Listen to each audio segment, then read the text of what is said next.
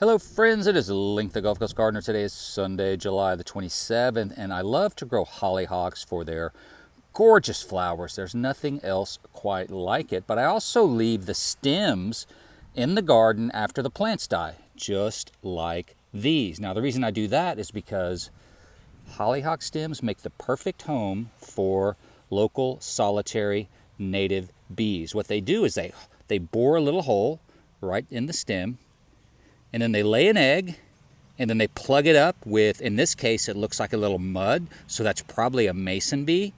And then they lay an egg, and then they make another plug and lay another egg. And pretty soon you'll have 6 or 8 eggs laid inside this stem, and they will hatch out, and you'll have another generation of the best pollinating bees you can possibly have. And I know it's working because I can see that these have already hatched out this season. So the mason bees start usually in the spring, and then the leaf cutters follow up in the summer. And I've got actually both on my property this year. So this is the remnants of, I think, a mason bee home. And then if you look right down here, if you see, let me focus on that, try to focus on that, there we go.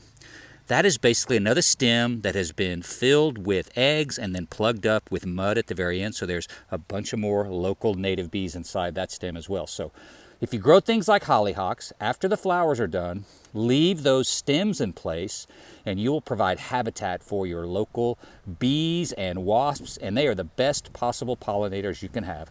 Thanks for watching. Have a great day.